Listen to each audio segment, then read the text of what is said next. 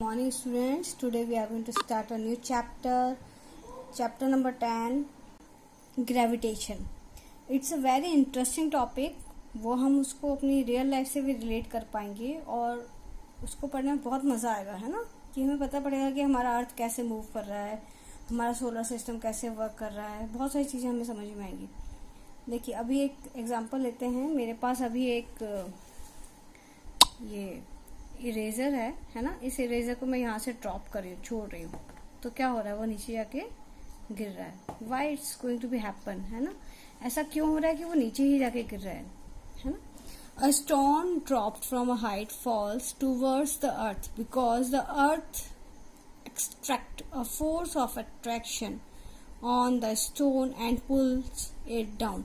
हम एक न्यूटन्स की आपने एक स्टोरी सुनी होगी कि आइजैक न्यूटन जब एक ट्री के नीचे बैठे थे, एप्पल ट्री के नीचे, तो उनके सर पर आकर एक एप्पल गिरता है। तो वो सोचते हैं कि एप्पल नीचे ही क्यों गिरा, वापस ऊपर क्यों नहीं गया, या कहीं और क्यों नहीं गया, टेढ़ा मेढ़ा क्यों नहीं गिरा, ये सिर्फ नीचे स्ट्रेट लाइन में ही क्यों इसने मूव किया। तो जब उनके दिमाग में ये बात आई तो उन्होंने इसके ऊपर रिसर्च किया, और इसके ऊपर सर्च करने के बाद उनको ये पता पड़ा कि कोई भी चीज़ को अगर हम किसी भी हाइट से नीचे की तरफ फॉल कराते हैं, मोशन कराते हैं डाउनवर्ड्स, तो वो नीचे आकर गिरता है due to force of attraction, जो कि अर्थ के कारण प्रोड्यूस होता है, जिसको हम ग्रेविटी भी बोलते हैं। तो ये ग्रेविटी कहाँ से आती है, कैसे प्रोड्यूस होती है, वो हम आपको बताते हैं। According to Newton's, every object in the universe attracts each other object with a certain force. The force with which two objects attract each other is called gravitational force, or we can say gravity. मतलब आपके कोई भी दो objects हों, वो एक दूसरे को अट्रैक्ट करते हैं किसी एक फोर्स से, जिसको हम अट्रैक्शन फोर्स बोलते हैं या ग्रेविटेशनल फोर्स बोलते हैं, और इस ग्रेविटेशनल फोर्स का हम ग्रेविटी बोल सकते हैं। अब इस लाइन का क्या मीनिंग निकल रहा है, मतलब आपका कोई भी ऑब्जेक्ट हो यूनिवर्स में, चाहे वो बहुत छोटा हो चाहे वो बहुत बड़ा हो, लेकिन वो एक दूसरे के ऊपर, अगर वो दो हैं तो वो एक दूसरे के ऊपर कोई ना कोई फोर्स अप्लाई करते हैं। जैसे कि अगर मेरे पास दो छोटे छोटे बॉल्स हैं, है ना, अगर मैं उन लोगों को फेंकना चाहूँ या जो भी करूँ उनके साथ, मगर वो एक दूसरे के ऊपर एक फोर्स क्रिएट करेंगे। जैसे हमने मान लिया कि ये हमारा अर्थ है ना, और ये हमारा मून है, ठीक है।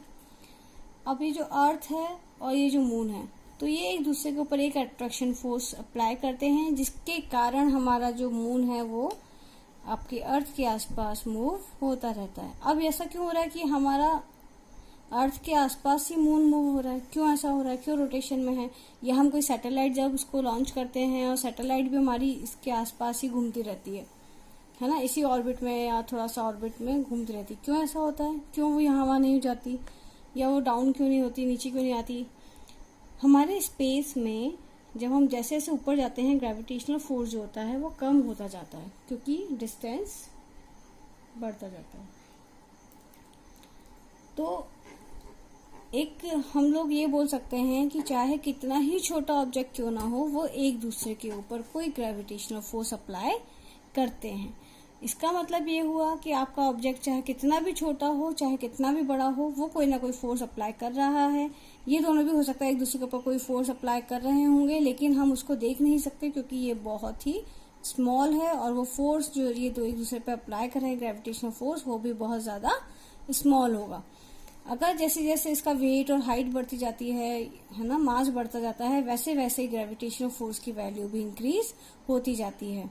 तो इन्होंने न्यूटन्स लॉ ने एक नया लॉ निकाला, जिसको हम बोलते हैं यूनिवर्सल लॉ ऑफ ग्रेविटेशन, है ना।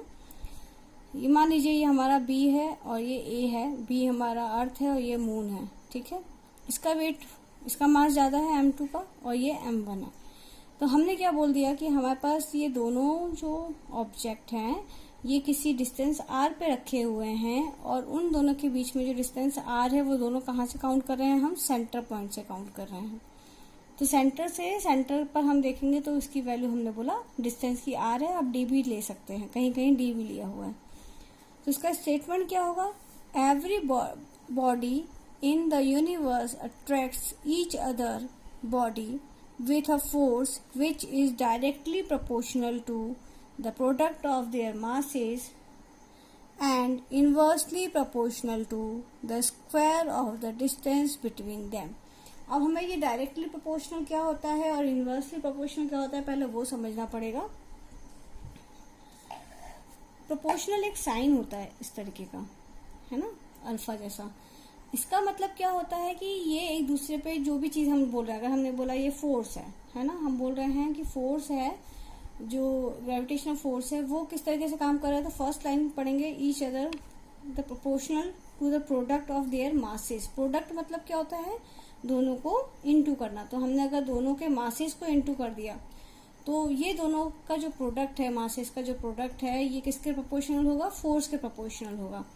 तो फोर्स के प्रोपोर्शनल के लिए हम ये वाला साइन लगाते हैं। इसका मतलब ये एक जैसा काम करेंगे। अगर हमारा m या m2 का प्रोडक्ट जो है धीरे धीरे बढ़ेगा तो फोर्स भी बढ़ेगा, अगर ये धीरे धीरे कम होगा तो फोर्स भी रिड्यूस होगा। तो ये एक दूसरे के प्रोपोर्शनल है, मतलब बिल्कुल एक जैसा बिहेव करेंगे। जो अगर कम होगा तो ये भी कम होगा, ये बढ़ेगा तो ये भी बढ़ेगा, मतलब एक दूसरे के ऊपर लाई करते हैं और बिल्कुल सेम लाई करते हैं, मतलब एक जैसा बिहेव करते हैं। ठीक है। दूसरी चीज होती है हमारी, दूसरी लाइन पढ़ेंगे, and inversely proportional to the square of the distance between them. दूसरी लाइन का क्या मतलब हुआ, इनवर्सली प्रोपोर्शनल। तो प्रोपोर्शनल साइन ये है, इनवर्सली मतलब ये हो जाएगा इनवर्सली, जब हम अपॉन में लिख देंगे, square of the distance between them, उनके बीच में जो भी डिस्टेंस है उसका स्क्वायर लेंगे, है ना। तो ये हमारा क्या हो गया, फोर्स हो गया, जो कि प्रोपोर्शनल भी लग रहा है और इनवर्सली प्रोपोर्शनल भी लग रहा है। प्रोपोर्शनल किसके अकॉर्डिंग है, दोनों के मास के प्रोडक्ट के, और इनवर्सली प्रोपोर्शनल कहाँ पर है, जहां पर वो डिस्टेंस की बात कर रहे हैं तो उसके स्क्वायर के इनवर्सली प्रोपोर्शनल। इनवर्सली मतलब अपॉन में आ जाता है। ठीक है।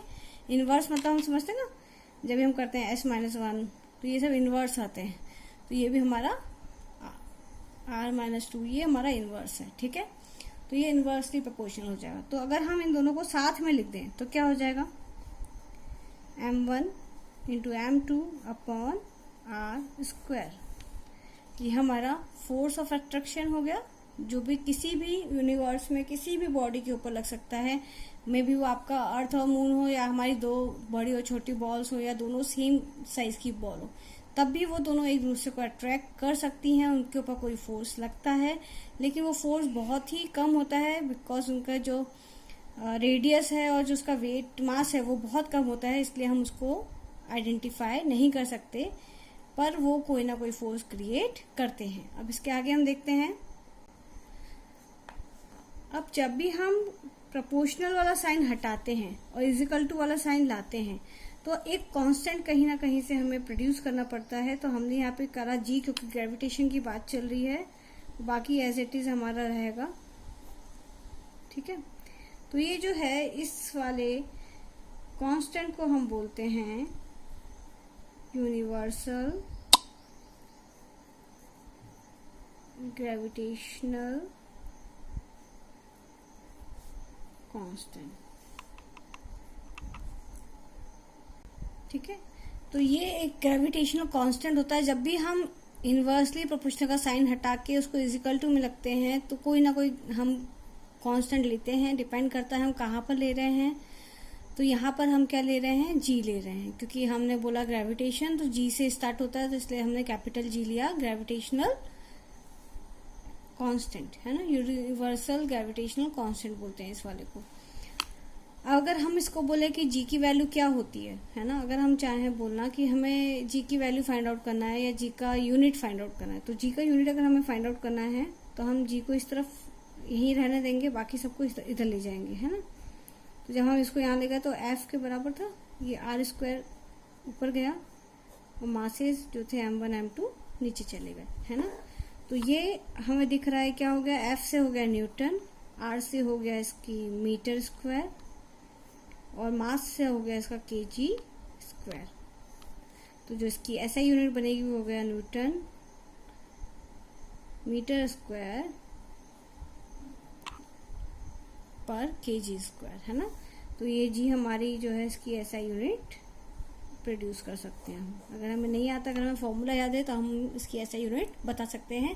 कई बार शॉर्ट आंसर्स के लिए 1 नंबर के क्वेश्चन में ये क्वेश्चंस आते हैं। ठीक है, अब हमारे पास ये भी आ गया कि हम इसको कैसे निकाल सकते हैं। अब दूसरी कंडीशन हमारे पास रहती है कि हम इसको Newton's third law of motion और ग्रेविटेशन का कुछ रिलेशन निकाल सकें कि वो आपस में क्या रिलेट करते हैं। देखिए, जब न्यूटन्स लॉ थर्ड लॉ क्या होता है कि वो जो भी हम ऑब्जेक्ट होता है वो equal and opposite reaction force create करता है। जितना फोर्स हम उस पर अप्लाई करेंगे उतना ही फोर्स वो हम पर भी अप्लाई करता है। तो इसका मतलब क्या हुआ कि अगर हमने, ये अर्थ है हमारा, इस अर्थ के ऊपर अगर हमने कोई स्टोन को फेंका नीचे, है ना, तो वो सेंटर की तरफ अट्रैक्ट होगा, है ना। जब वो सेंटर की तरफ अट्रैक्ट होगा तो मे बी हमारी अर्थ भी इसके सेंटर की तरफ अट्रैक्ट होगी, क्योंकि ये इक्वल एंड अपोजिट फोर्स लगाएंगे, है ना। पर हमें इस स्टोन का मूवमेंट तो दिख रहा है, लेकिन हमें क्या अर्थ वहां ऊपर जाती हुई दिख रही है? नहीं दिख रही। क्यों नहीं दिख रही? उसका रीजन होता है क्योंकि हमारे पास सेकंड लॉ जो होता है F इजिकल टू होता है m इंटू ए, और अगर हम a निकालें तो होता है F is equal to a is equal to F upon m।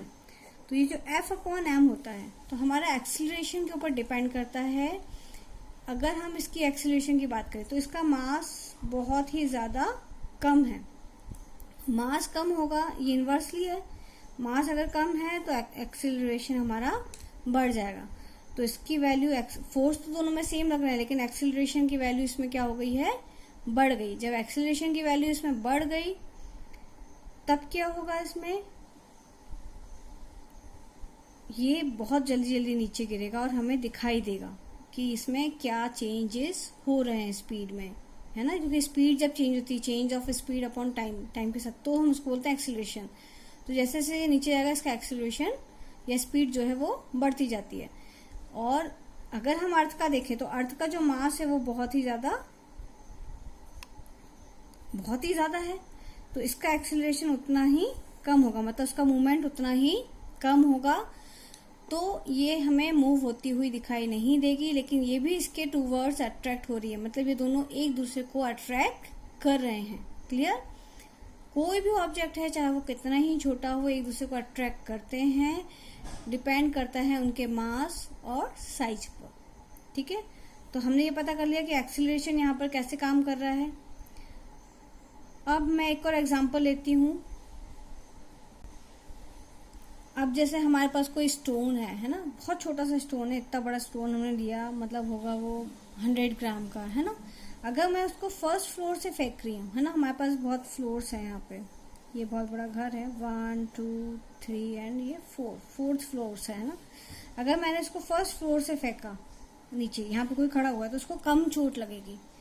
अगर मैंने इसको थोड़ा और ऊपर लेके गई तो ये ज्यादा हर्ट करेगा, थोड़ा और ऊपर लेके गई तो उसको और ज्यादा चोट लगेगी, और ऊपर लेके गई और जब उसको मैंने नीचे फेंका तो वो और ज्यादा हर्ट करेगा। क्यों? क्योंकि हाइट हमारी बढ़ती जा रही है।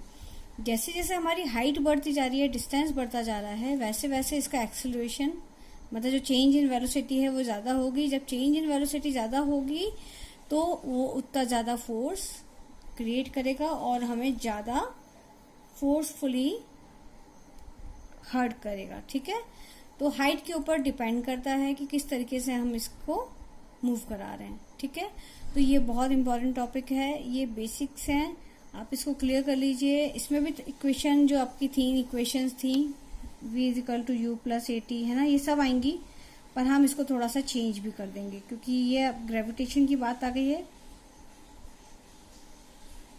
तो इसमें कुछ चेंजेस हो जाएंगे। लेकिन हमारी ये इक्वेशंस हमें हमेशा याद रखना है, पूरे क्वेश्चंस में यही इक्वेशंस घूमती हैं।